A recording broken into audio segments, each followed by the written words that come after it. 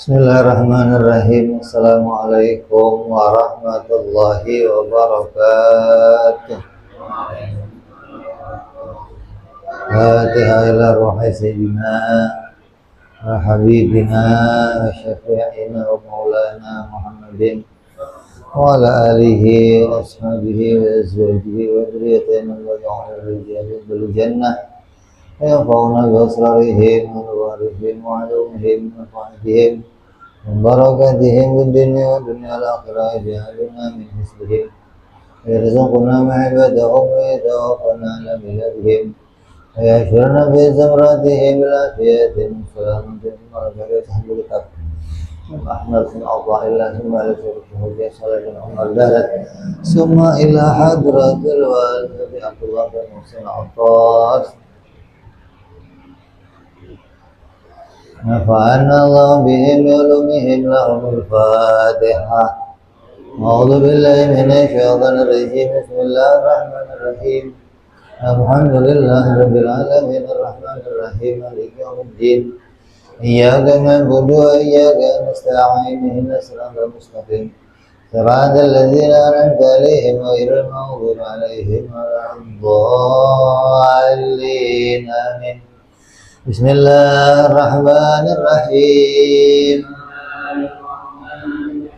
Nawaitu ta'alluma wa ta'lima wa tadhakkura wa tadhkira wa naf'a wal intifa'a wal ifadata wal istifadata wal hissa ala tamassuki bi kitabillahi sunnati rasulillah sallallahu alaihi wasallam wa du'a ilal huda wa dilalata alal khairi ibtigha'a mardatihi wa qurbihi wa thawabihi wa husnil khatimah wa al-lutfi wal afiyah salahil akibah.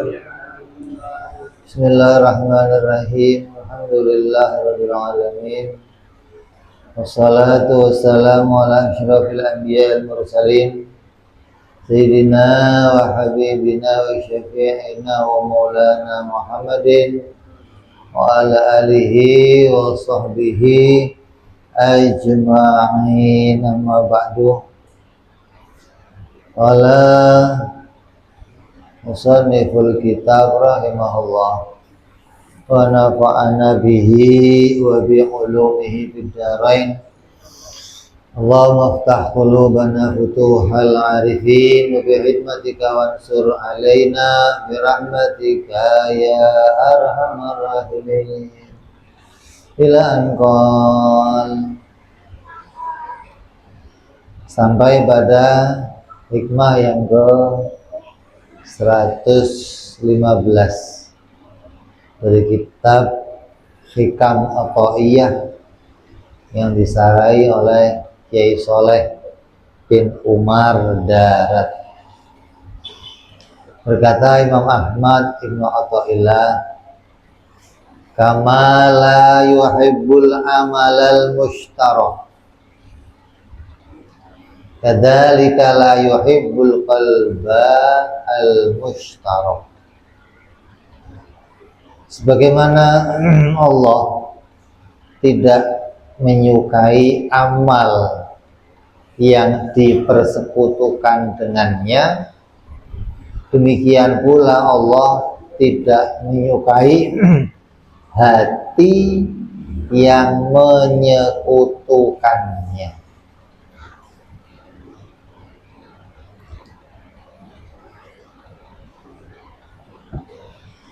Itu makna terjemahnya.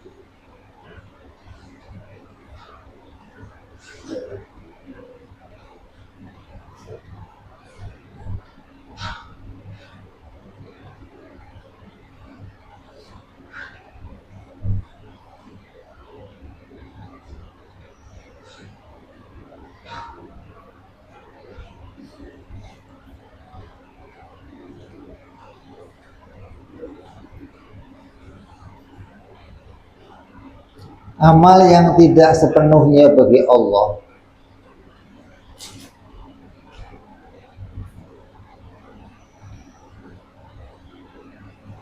amal yang mempersekutukan Allah, itu maksudnya amal itu tidak sepenuhnya untuk Allah.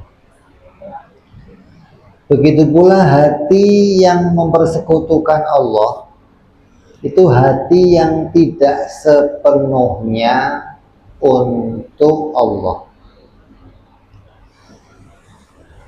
Hatinya separuh untuk Allah, separuh untuk yang lain.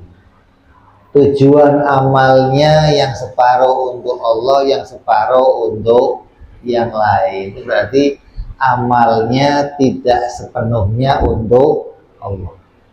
Hatinya tidak sepenuhnya untuk Allah. Amal yang tidak sepenuhnya untuk Allah tidak akan diterima oleh Allah. Begitu pula hati yang tidak sepenuhnya condong kepada Allah itu tidak akan diperdulikan oleh Allah.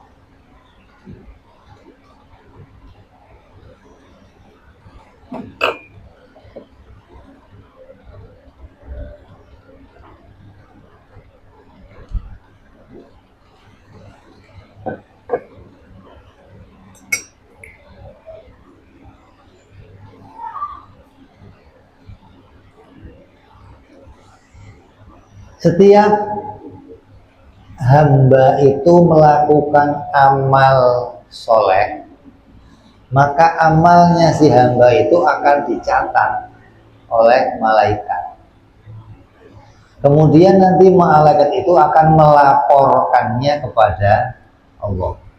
Artinya buku catatan itu akan diserahkan kepada Allah, dilaporkan kepada Allah. Bukan berarti Allah itu butuh laporan, bukan.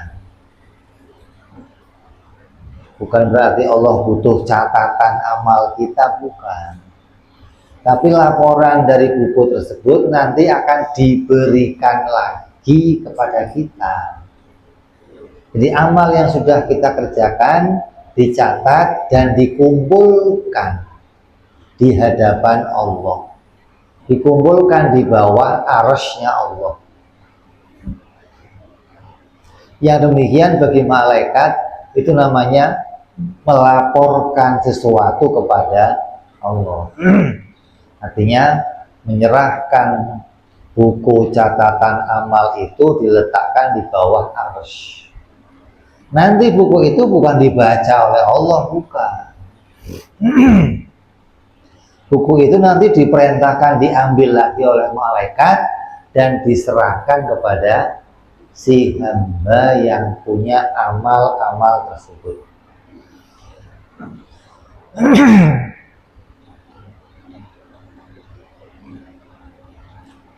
Maka ketika buku itu, amal yang dicatat di buku itu dilaporkan kepada Allah, maka nanti di tempat laporan itu akan ada tempat. Ketika malaikat melaporkan, maka Allah perintah letakkan amal itu di sana, amal yang diterima. Atau letakkan amalnya di sana, amal yang tidak diterima oleh Allah. Jadi amalnya dicatat, nanti catatannya akan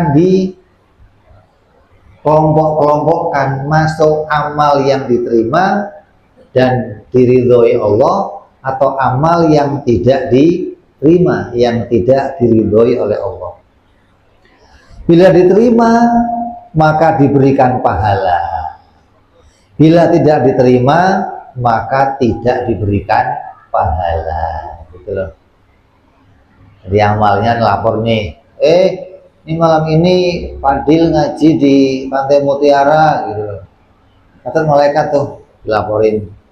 Kata malaikat Allah, taruh sana. Kalau ditaruh di sana, oh berarti ini amal ini diridhoi dan akan diberikan pahala. Kalau taruh di sana, oh berarti amal ini nggak diridhoi dan nggak diberikan pahala.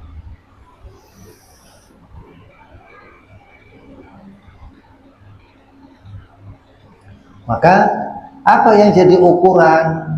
Yang jadi ukuran tadi, amal yang sepenuhnya untuk Allah, maka amal itu diterima. Amal yang tidak sepenuhnya untuk Allah, separuh-separuh, artinya tujuan amalnya itu separuh untuk Allah, separuh untuk yang lain, maka Allah tidak menerima amal tersebut. Nah, di antara contohnya amal ibadah yang tidak sepenuhnya untuk Allah, yang termasuk amal ibadah yang mempersekutukan Allah, membagi-bagi niat ibadahnya, itu ada 3 macam amal, yang mana amal ini disertai dengan penyakit-penyakit hati. Yang pertama adalah amal yang dibarengi di dalamnya riya. Apa riya itu?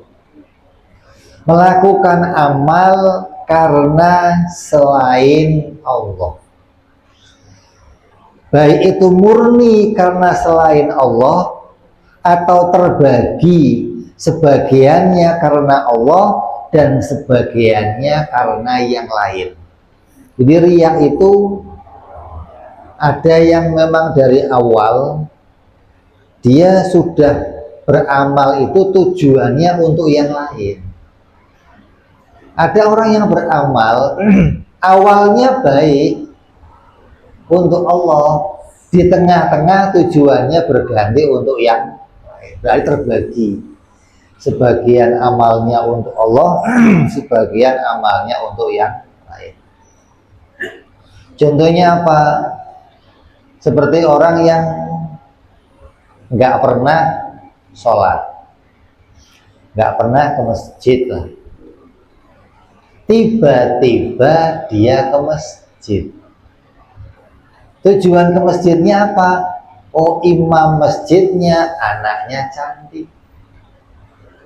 Datang ke masjid mau deketin bapaknya, biar dilihat bapaknya dia anak yang soleh. Emang dari awal tujuannya bukan untuk Allah, bukan. Mau deketin bapaknya, pingin caper sama bapaknya. Ketika bapaknya lihat, oh ternyata Fadil anaknya soleh, oh besok mampir ke rumahnya Fadil ya, main, iya Pak, gitu. Itu namanya dari awal memang dia nggak punya tujuan untuk berjamaah. Yang kedua, ada orang yang amalnya awalnya baik untuk Allah. Dia rajin bersih-bersih masjid, rajin azan, rajin ngurusin tempat sholat, rajin ngurusin karpet, rajin. Tiba-tiba ada orang yang negur dia, Insya Allah, ente rajin banget ya. Ini masjid ini kalau nggak ada ente, kotor, nggak terurus. Ini untung masjid ini ada ente, jadi terurus. Tadinya dia sebelum dipuji begitu ikhlas, dia ngerjain semuanya karena Allah. Begitu ada yang muji, besok dia ke masjid, hatinya udah berubah. Kemarin saya datangnya jam 5 aja, dipuji-puji begitu. Sekarang saya mau setengah 5. Udah berubah nih. Yang tadinya tujuan berangkatnya ke musola bersih-bersih karena Allah, sekarang karena tergiur pujian-pujiannya manusia. Ini berarti amalnya dibagi-bagi, sebagiannya untuk Allah, sebagiannya untuk selainnya Allah. Orang sholat suaranya bagus. Awalnya sholatnya beres, begitu dia sholat, selesai sholat ada yang muji, Masya Allah ini suaranya ini kalau jadi imam masjid Istiqlal diterima ini ya Allah. Besok sholat lagi, Masya Allah. Ini mudah-mudahan yang kemarin muji saya datang gitu loh. Biar selesai sholat ada yang muji lagi.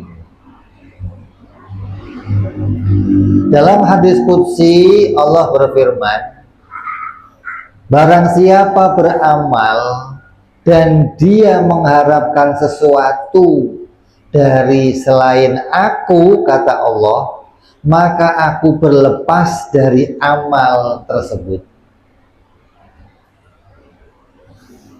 Menurut ulama-ulama tasawuf, amal apa tuh? Baik itu amalnya urusan amal duniawi maupun amalnya amal ukhrawi. Baik itu amalnya urusan dunia maupun amalnya urusan agama. Ketika dia sudah niatnya membagi untuk Allah dan selain Allah, maka justru Allah lepaskan amal tersebut.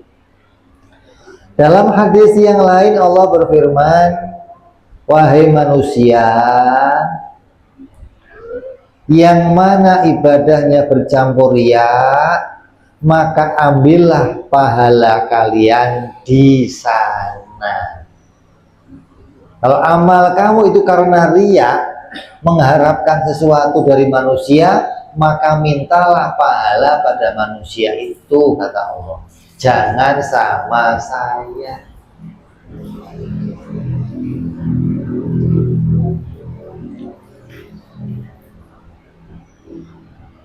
Itu namanya riya. Berharap sesuatu dari selainnya Allah. Nabi Shallallahu Alaihi Wasallam bersabda, 3 kelompok orang. Yang pertama dinyalakan api neraka baginya. Ada 3 kelompok manusia yang dia pertama-tama nanti yang akan dinyalakan api neraka untuk mereka. Siapa yang pertama? Orang yang membaca Al-Quran untuk tujuan selain Allah. Contohnya apa tuh? Kalau saya ngomong musabaqah tilawatil Quran gimana? Tujuannya apa itu? Iya. Tapi kan ini kita mau syiar agama, berarti campur-campur. Tujuannya campur-campur. Ya atau yang lain, nanti baca Quran pengen ini, baca Quran biar begini, baca Quran biar begini. Yang kedua, orang yang berperang tujuannya selain Allah. Apa? Ingin disebut syuhada, ingin disebut sebagai pahlawan, ingin disebut sebagai pemberani oleh masyarakat. Tujuannya udah bukan selain Allah. Yang ketiga, orang yang bersedekah selain karena Allah. Sedekahnya ingin dipuji orang, sedekahnya ingin tersohor, sedekahnya ingin mendapatkan pujian orang. Maka 3 orang inilah orang-orang yang paling duluan akan dibakar di api neraka kelak di akhirat. Kelihatannya baca Quran, kelihatannya perang bela agama, kelihatannya bersedekah di hadapannya manusia, tapi Allah tahu hati kita, maka nilai dari amal itu dicatat tidak diterima oleh Allah Subhanahu Subhanahu wa ta'ala.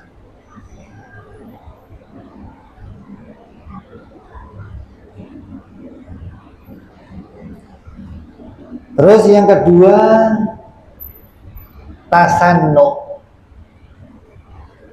Tasannu itu membagus-baguskan amalnya karena manusia. Tadinya biasa sholatnya lemes, Bismillahirrahmanirrahim. Begitu ada mertuanya lewat, Bismillahirrahmanirrahim.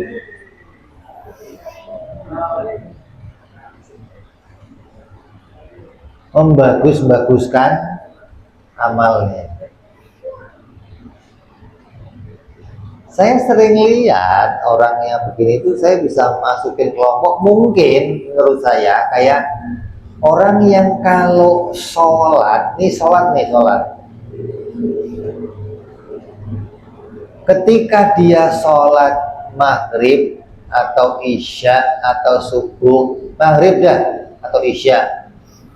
Kan isya itu ada yang jahar, ada yang sirri kan. Isya itu 2 rakaat jahar, 2 rakaat sirri. Ketika dia yang jahar, maka dia baca Fatihah. Bacaan Fatihahnya waktu jahar dan bacaan Fatihah waktu sirri beda. Biasanya kamu lihat imam-imam kalau baca Fatihah waktu jahar lama, waktu sirri cepet. Lah tujuannya apa gitu loh? Kenapa waktu sirri kok bacaannya cepet, waktu jahar lama? Karena waktu jahar didengar orang, waktu sirri nggak ada orang yang ngapain dilama-lamain, ngapain dibagus. Ini sama tasannu maksudnya. Orang yang bagus-bagusin kerjaannya. Harusnya kalau kamu waktu jahar baca Fatihahnya 1 menit, waktu sirri ya 1 menit, sama gitu dong. Nah, kenapa kok dibedain gitu loh? Waktu rakaat pertama Fatihahnya 1 menit, waktu rakaat ketiga 1/2 menit. Kan beda nih kan. Apa yang menyebabkan beda apa coba? Rakaat pertama didengar orang, rakaat kedua, ketiga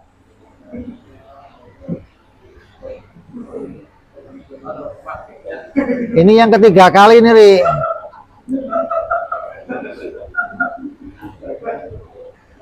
Yang ketiga kali nih.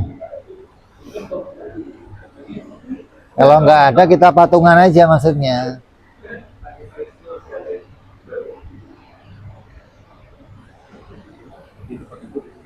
Iya, nggak, baterainya habis.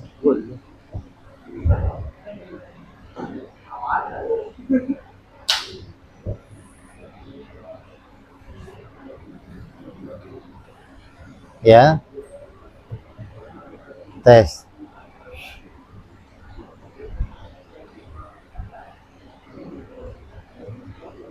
Tes, nggak bunyi.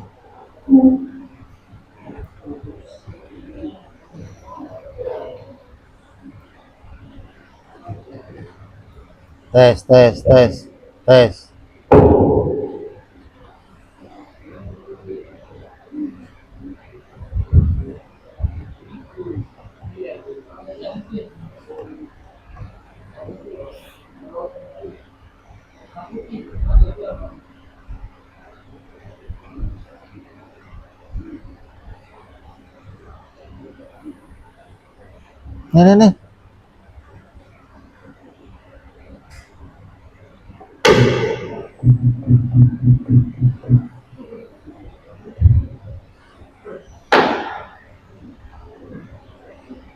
Tes. Nah. Yang kedua apa? Tasannu, membagus-baguskan amalnya di depan manusia. Contohnya tadi aja, yang gampang. Sholat rokaat pertama baca fatihahnya contohnya 1 menit. Sholat di rokaat ketiga baca fatihahnya setengah menit. Kok beda, kenapa? Hah? Karena yang pertama didengerin banyak orang, rokaat ketiganya siri, nggak ada orang yang denger, jadi cepet dia bacanya. Bismillahirrahmanirrahim, Allahu Akbar. Rakaat pertamanya Bismillahirrahmanirrahim.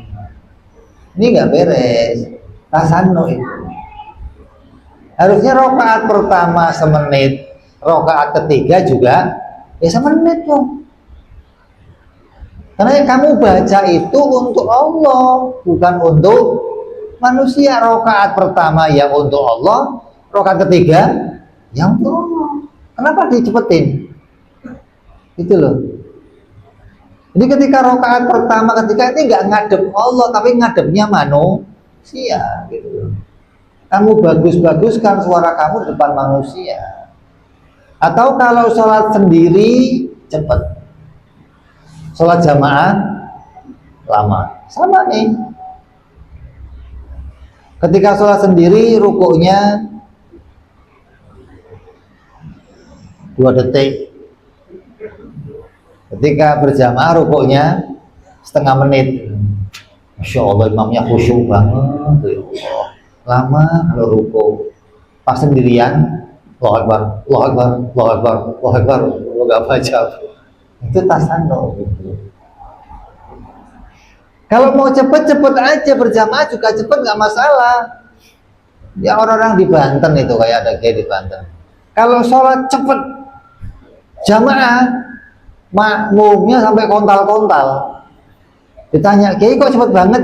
Saya kalau lambat nggak khusyuk, otak saya kemana-mana.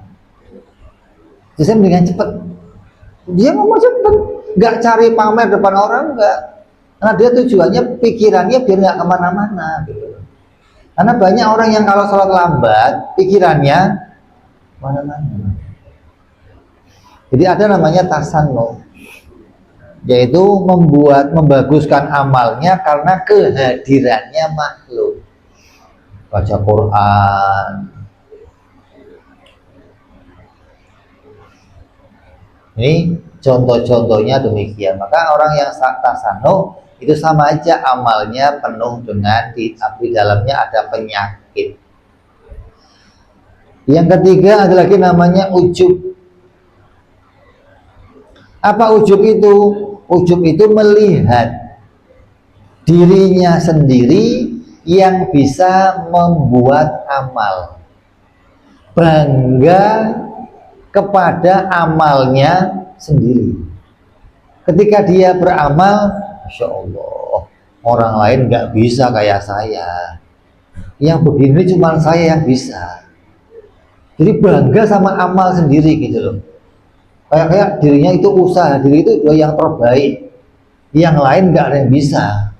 Dia nggak merasa kalau amalnya itu ditolong oleh Allah, nggak melihat begitu kan. Ujub itu melihat bahwa amalnya itu bagus. Saya sudah mengerjakan ini yang terbagus di antara yang lainnya. Orang lain nggak bisa sebagus saya, nggak bisa. Nanti pas tiba-tiba ada yang lebih bagus, jadinya apa? Sentimen, jealous ya. Apa begitu? Mesti nggak normal gitu, mesti curang dia, mesti. Karena ujub dasarnya, menganggap amalnya sendiri itu yang paling baik dari orang lain.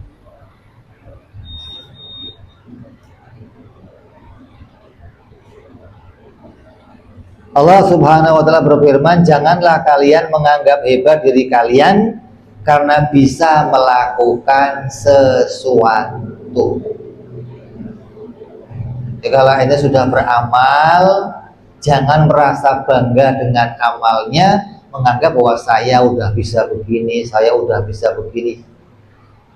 Itu semua karena pertolongannya Allah. ente bisa haji setahun 2 kali umpamanya. Ada? Emang umroh itu? Jangan bangga, wow, gak ada orang lain bisa, cuman gua haji setahun 2 kali. Emang lo doang yang bisa setahun 2 kali mah haji, yang lain setahun sekali haji, lo doang setahun 2 kali, yang lain nggak bisa bangga. Umroh bisa tiap bulan, umroh tiap, terus bangga pada dirinya. Siti Aisyah radhiyallahu taala anha pernah ditanya, kapan seseorang itu ditulis sebagai orang jahat? Ini ada orang nanya kepada Siti Aisyah, ya Siti Aisyah, oh bil mukminin, kapan sih seseorang itu ditulis oleh Allah dia dikelompokkan sebagai orang yang jahat? Kata Siti Aisyah, ketika seseorang menyangka dirinya baik. Ditulis oleh Allah maksiat. Ditulis oleh Allah amalnya amal yang jahat, amal yang syar, bukan amal yang khair. Ya orang kan nggak, kalau nanti nggak ngaji akidah, nggak ngaji tauhid, nggak bisa melihat ini, nggak bisa.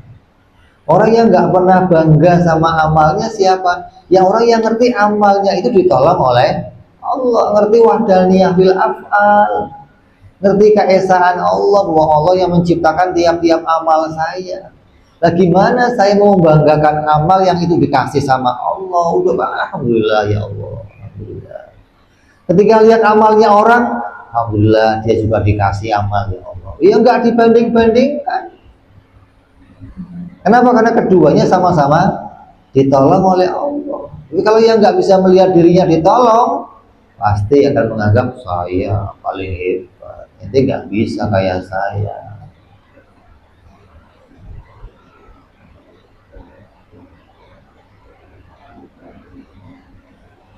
Ya ini diantara amal-amal yang tidak sepenuhnya untuk Allah. Dan ada hati yang tidak sepenuhnya untuk Allah. Amal yang tidak sepenuhnya untuk Allah apa? Riya. Terus tasanno, membagus-baguskan amalnya di depan manusia. Terus ada lagi yang hati yang gak sepenuhnya apa? Ujub.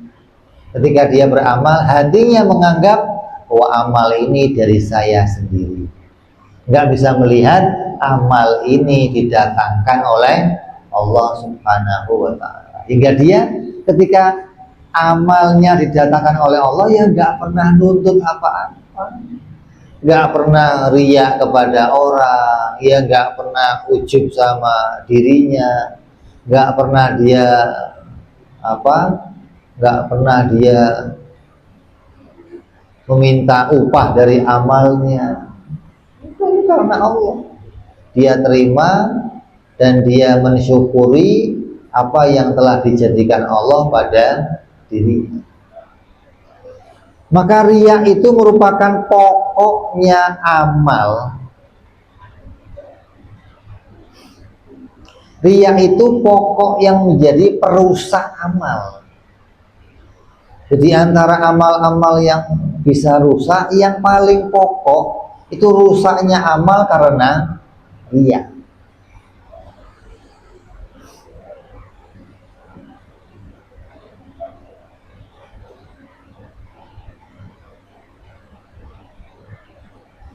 Artinya amal itu riya, rusak itu maknanya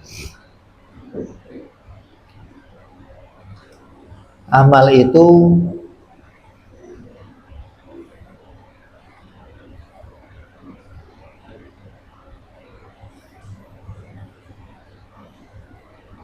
nggak dihitung amal gitu. Terhitung amal yang rusak, amal yang cacat. Kalau tasannu, membagus-baguskan amal di depannya manusia, itu amal yang tertolak. Amalnya udah nggak diterima sama sekali, bukan rusak lagi, tapi nggak diterima oleh Allah langsung amal. Bukan cuma rusak, tapi amalnya tertolak. Lah kalau ujub kehilangan kesempurnaan amal sehingga hilanglah pahalanya. Amalnya sih beres, dia nggak karena manusia, dia nggak ria, cuma ujub doang, bangga, Masya Allah. Kayak orang yang bisa zikir sekian kali, bisa puasa Senin Kemis sekian kali, bisa terus bangga, ya Allah, yang bisa, siapa orang yang kuat duduk sekian jam baca zikir ini, enggak ada. Ya Allah, gua kok kuat, ya Allah. Ini jadinya amalnya enggak sempurna karena enggak menyandarkan amal itu pada pertolongan Allah.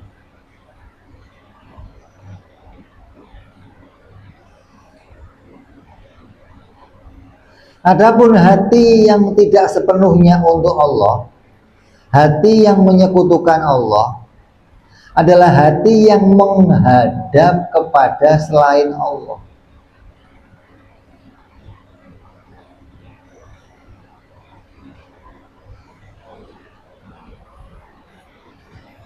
Hati yang menghadapnya selain Allah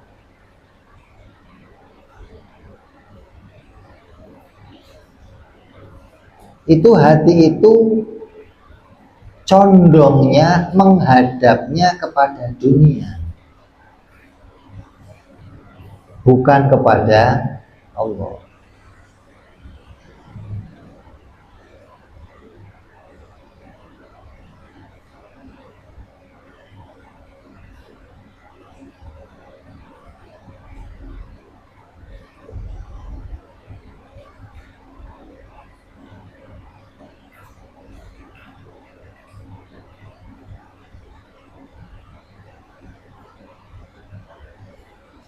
Contohnya hati yang condong pada dunia gimana?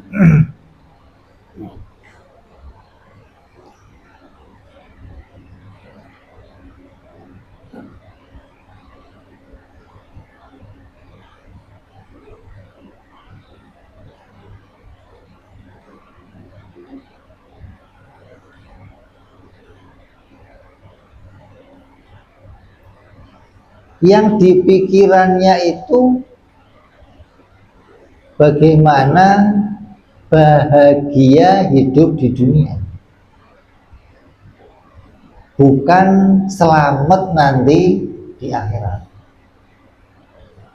Maka gangguannya orang yang hatinya tidak bisa menghadap kepada Allah, tapi menghadapnya kepada dunia, dia tidak akan bisa khusyuk ketika dia sholat.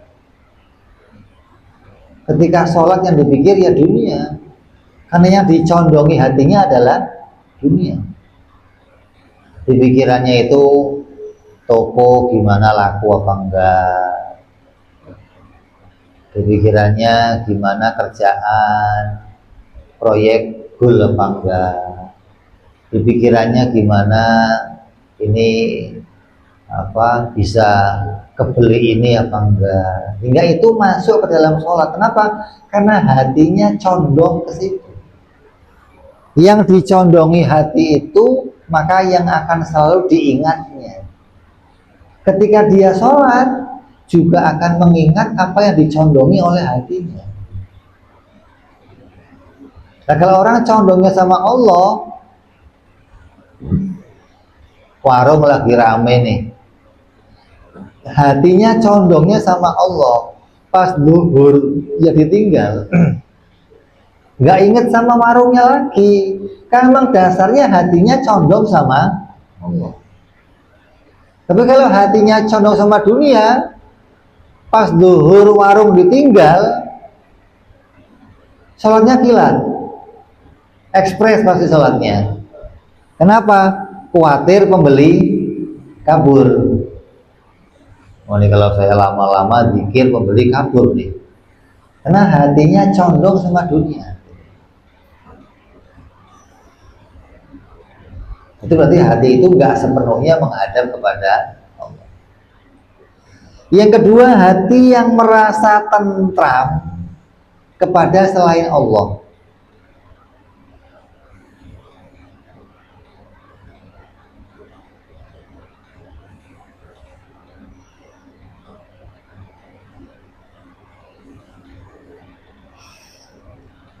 Tentram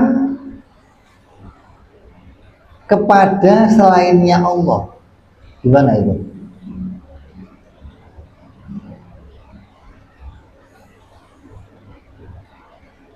Tentram pada selain Allah ini menyebabkan dirinya nggak bisa jadi orang yang ikhlas.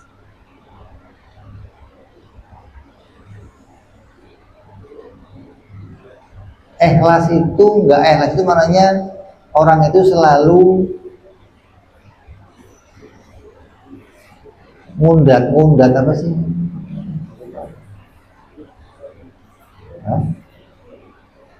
Ngundat selalu apa? Mungkin gitu. Kalau sudah ngasih amal karena dia itu tentrem dengan duitnya, kalau sudah pegang duit tentrem nyaman, terus duitnya diamalkan, Adil nih duit nih pegang buat kamu. Ketika Padil itu nggak nurut sama dia, diungkit-ungkit. Lu Dil ya, gua kasih duit, gua kasih apa, lu nggak nurut sama gua, nggak bisa ikhlas enggak. Kenapa? Karena yang dikasih itu barangnya berharga bagi dia gitu loh. Hingga dia akan selalu mengingat barang itu. Kenapa? Kalau dia ada sembarang itu tentram, dirinya aman. Ketika dilepaskan, dia jadi nggak ikhlas orangnya. Nah orang yang tentramnya sama Allah, ketika barangnya itu diberikan sama yang lain, ya dia nggak ada urusan, tetap ikhlas, tentram hatinya. Karena tentramnya bukan sama selainnya Allah. Beda sama orang yang tentramnya sama selain Allah hatinya. Kalau di kantong udah ada gocapan, tentrem. Di rumah udah ada beras, tentrem. Kalau apa, motor udah keisi bensin, tentrem.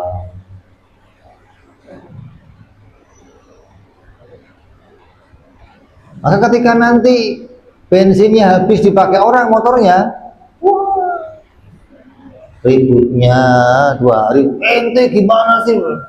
Karena bagi dia itu bikin dia tentrem gitu loh. Ini berarti hatinya nggak sepenuhnya menghadap kepada Allah Subhanahu wa Ta'ala. Beda orang yang hatinya tentrem menghadap Allah. Dia keluar nggak pegang duit ya nyaman. Dia mau besok makan atau enggak ya nyaman. Beras mau habis enggak ya nyaman. Kontrakan kurang belum bayar ya nyaman. Kenapa lah? Yang punya diri saya Allah, yang punya jagatnya Allah. Kok mau ditidurin di mana terserah Allah. Orang saya waktu lahir ditidurin di perut emak aja itu urusannya Allah, bukan urusan saya. Lah setelah lahir ya udah urusannya Allah lah. Besok saya mau tidur di mana kayak mau di mana kayak tentang dia gitu. Ini ada beberapa hal yang amalnya itu gak sepenuhnya oleh Allah, atau ada orang yang hatinya tidak sepenuhnya menghadap kepada Allah. Maka hal ini menjadikan amal tersebut ditolak oleh Allah, atau menjadikan hati tersebut tidak dicintai oleh Allah Subhanahu wa ta'ala. Jadi orang-orang yang kemudian ditolak oleh Allah Subhanahu wa ta'ala,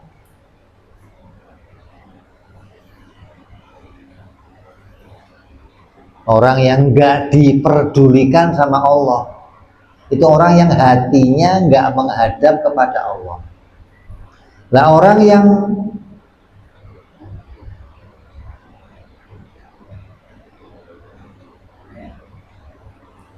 amalnya itu nggak diterima karena amalnya tidak sepenuhnya untuk Allah.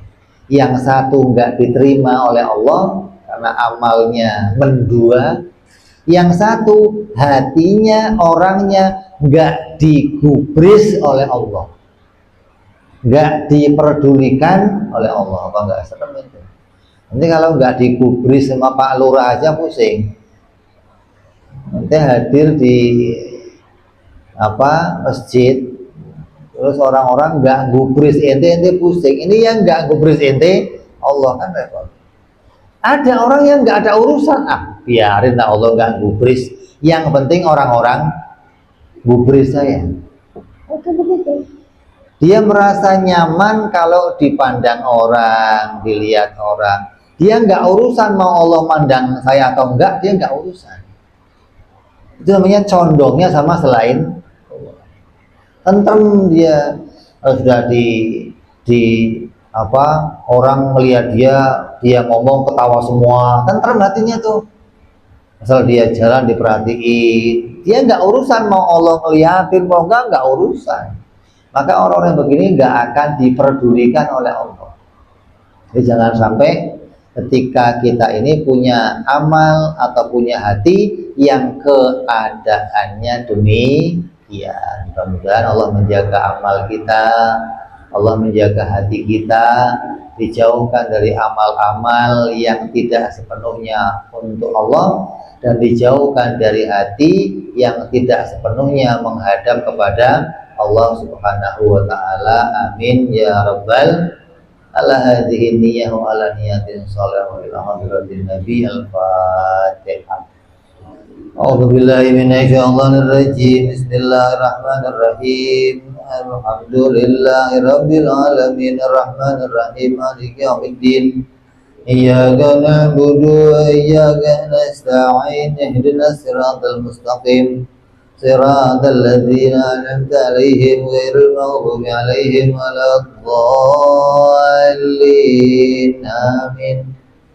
Ya Rabbana i'tarafna bi annana i'tarafna wa annana asrafna ala al-adha ashrafna fatub alaina tauba faghsil kulli hauba wastur lana aurati wa amin raati waghfir rabbi wa mauludina walali walihwani wasairil hillani wa kulli dhi mahabbah au jiratin au suhbah al muslimina ajma amin rabbi isma fadlan wa judan mannan la biktisabi minna bil mustafa rasuli Allah bi kulli suli salla wa sallam rabbi alaihi andal habbi wa alihi wa sahbihi dada ta'si suhbi walhamdulillahi bil badi wa tanahi ana rabbika rabbil izzati amma yasifun salamun alal mursalin walhamdulillahi rabbil alamin. Assalamualaikum warahmatullahi wabarakatuh.